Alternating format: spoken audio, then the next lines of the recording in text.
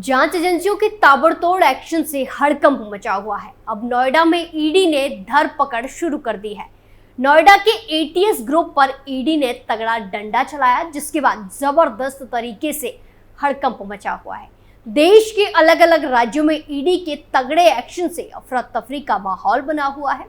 नोएडा में जब ईडी का एक्शन शुरू हुआ तो आसपास घमासान मच गया, क्योंकि एटीएस ग्रुप के साथ ही कई बड़े अधिकारी भी रडार पर हैं। तो क्या कुछ है पूरा मामला और कैसे अलग अलग राज्यों में ईडी का चाबुक चल रहा है, इसी का पूरा कच्चा चिट्ठा खोलेंगे।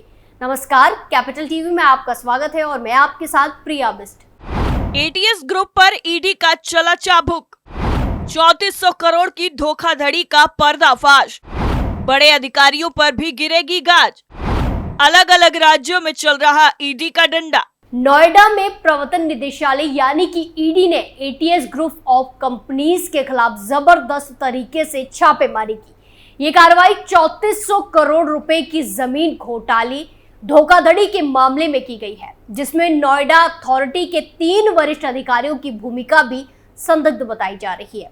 ईडी की इस कार्रवाई से न केवल एटीएस ग्रुप बल्कि नोएडा अथॉरिटी के कई वरिष्ठ अधिकारियों की धड़कनें भी बढ़ गई हैं।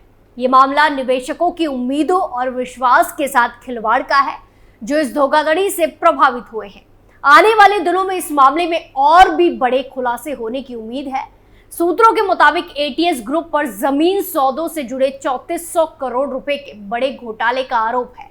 ईडी ने पहले इस मामले में मनी लॉन्ड्रिंग का मामला दर्ज किया था, जिसमें आरोप लगा था कि कंपनी कम कीमत के जमीन सौदों पर ज्यादा रिटर्न का वादा करके धोखाधड़ी की गतिविधियों में शामिल थी। ईडी की तरफ से नोएडा प्राधिकरण से कंपनी के बारे में विस्तृत रिपोर्ट मांगे जाने के बाद ये छापेमारी की गई है। हालांकि नोएडा प्राधिकरण ने कथित तौर पर बिल्डर को जानकारी लीक कर दी, जिसके बाद ईडी ने तुरंत कार्रवाई की। हाल ही में ईडी ने गीतानगर आनंद के स्वामित्व वाली कंपनी के कार्यालयों पर छापेमारी की। बताया जा रहा है कि नोएडा प्राधिकरण के 3 अधिकारी भी इस मामले में संभावित संलिप्तता के लिए ईडी के रडार पर हैं। सूत्रों से पता चला है कि उच्च पदस्थ अधिकारियों से एटीएस समूह में काफी निवेश किया गया है। 3400 करोड़ की धोखाधड़ी का मामला। जांच एजेंसी ईडी के मुताबिक एटीएस ग्रुप ने निवेशकों को कम दाम में ज्यादा मुनाफा देने का झांसा देकर बड़े पैमाने पर धोखाधड़ी की है। इस धोखाधड़ी में नोएडा अथॉरिटी की भूमिका भी संदिग्ध पाई गई है। जब ईडी ने नोएडा अथॉरिटी से एटीएस ग्रुप का ब्यौरा मांगा तो अथॉरिटी ने न केवल जानकारी छिपाई बल्कि बिल्डर को भी इसकी सूचना लीक कर दी। इस बड़ी कार्रवाई में ईडी ने एटीएस ग्रुप के प्रमुख गीतांबर आनंद के ठिकानों पर छापेमारी की। इसके साथ ही नोएडा अथॉरिटी के 3 वरिष्ठ अधिकारी भी जांच के दायरे में हैं। ईडी की यह कार्रवाई इस क्षेत्र में बढ़ रहे भ्रष्टाचार पर अंकुश लगाने की दिशा में एक अहम कदम माना जा रहा है। हाल ही में ईडी की छापेमारी नोएडा प्राधिकरण से सूचना लीक होने के कारण हुई थी। बताया जा रहा है कि नोएडा प्राधिकरण को एटीएस ग्रुप पर एक व्यापक रिपोर्ट संकलित करने का निर्देश दिया गया था, जिसमें 25 कंपनियां शामिल हैं। हालांकि बिल्डर को इस जांच के बारे में जानकारी मिल गई थी, जिसकी वजह से ईडी ने अपनी कार्रवाई में तेजी ला दी। सूत्रों का कहना है कि इस घोटाले में कई उच्च पदस्थ नौकरशाहों का निवेश शामिल हो सकता है, जिससे मामला और भी ज्यादा गंभीर हो सकता है। ईडी पैसों के लेन देन का पता लगाने और इसमें शामिल सभी पक्षों की पहचान के लिए वित्तीय रिकॉर्ड और अन्य सबूतों की जांच कर रहा है। इस हाई प्रोफाइल मामले ने नोएडा के कारोबारी समुदाय में हलचल मचा दी है, जिससे रियल एस्टेट क्षेत्र में धोखाधड़ी की गतिविधियों पर लगाम लगाने के लिए नियामक निकायों के चल रहे प्रयासों पर प्रकाश डल गया है। ईडी के सक्रिय रुख से ऐसी ही योजनाओं पर रोक लगने और बाजार में निवेशकों का भरोसा बहाल होने की उम्मीद है। ईडी की ये कार्रवाई भ्रष्टाचार के खिलाफ एक महत्वपूर्ण कदम है, जिससे इस क्षेत्र में हो रही अनियमितताओं पर अंकुश लगेगा। इस मामले में दोषियों को कड़ी सजा मिलने की भी उम्मीद है, जिससे भविष्य में इस तरह की धोखाधड़ी की घटनाओं पर रोक लग सके। जून में मांगी गई थी जानकारी। अभी जून के महीने में ईडी ने नोएडा प्राधिकरण से एटीएस ग्रुप या उससे जुड़े 63 प्रोजेक्ट के बारे में 6 बिंदुओं पर जानकारी मांगी थी। इनमें खुद एटीएस के नाम से 26 कंपनियां थी। ईडी की तरफ जमीन आवंटन से लेकर बकाये तक के बारे में जानकारी मांगी गई थी। प्राधिकरण के सीईओ को भेजे पत्र में 28 जून तक जानकारी देने के लिए कहा गया था।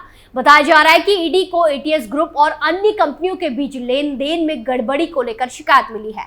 इसके चलते जानकारी मांगी गई है। ईडी के लखनऊ मौजूद जोनल मुख्यालय के उप निदेशक ज्वालिन तेजपाल की तरफ से नोएडा प्राधिकरण के सीईओ को परियोजनाओं से संबंधित जानकारी देने के लिए पत्र भेजा गया है।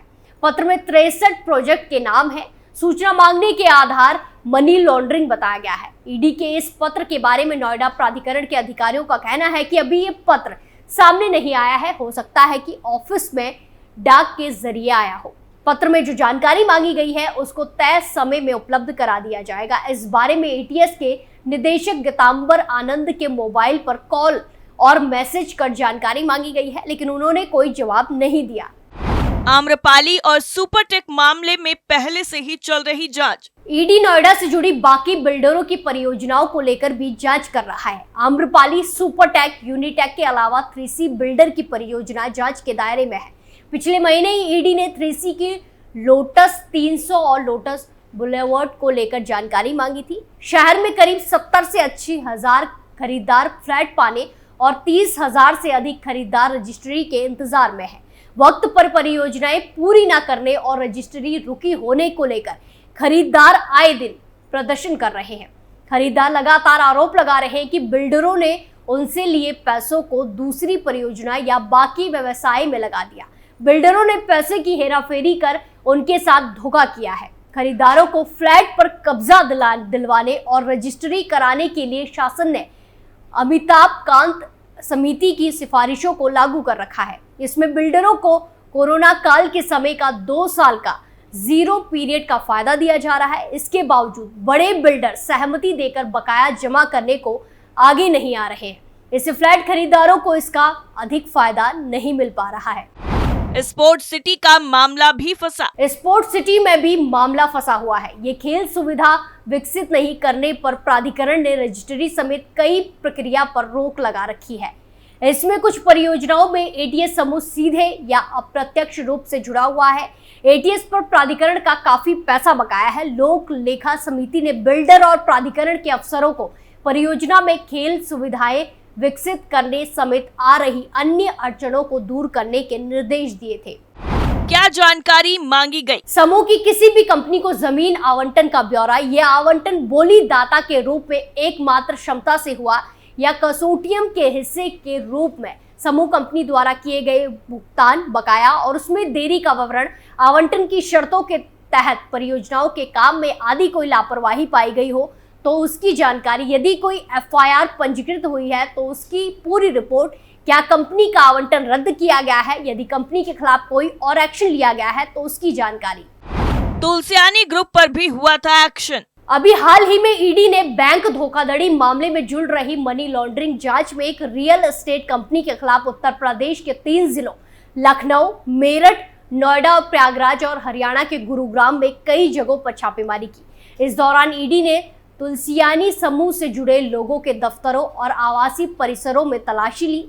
ईडी के अधिकारियों ने लखनऊ के गोमती नगर में एक कार्यालय परिसर की तलाशी ली जो भाजपा विधायक अजय सिंह के परिवार के सदस्य से जुड़ा हुआ था।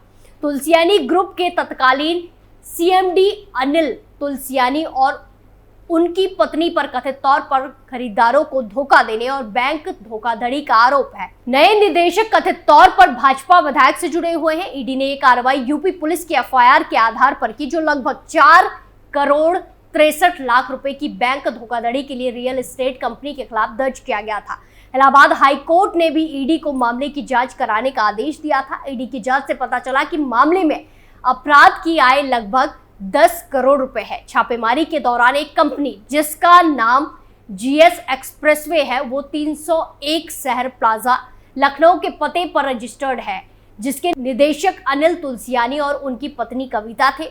उस कंपनी में भी तलाशी हुई। बताया जा रहा है कि लंबे समय तक जीएस एक्सप्रेसवे और तुलसियानी समूह कंपनी के बीच लेन देन होते रहे। फिलहाल संग्राम सिंह और सिद्धार्थ सिंह इस कंपनी के निदेशक हैं, जो बस्ती के विधायक अजय सिंह के चचेरे भाई हैं। जांच एजेंसी के मुताबिक इस मामले में विधायक अजय सिंह की भूमिका सामने नहीं आई है। यानी कुल मिलाकर ईडी का डंडा लगातार चल रहा है, जिससे अब भ्रष्टाचारियों और धोखाधड़ी करने वालों की खैर नहीं है। अब देखना होगा कि इस मामले में आगे क्या कुछ एक्शन देखने को मिलता है। कच्चा चिट्ठा में फिलहाल के लिए इतना ही। बाकी तमाम खबरों के लिए देखते रहिए कैपिटल टीवी। नमस्कार।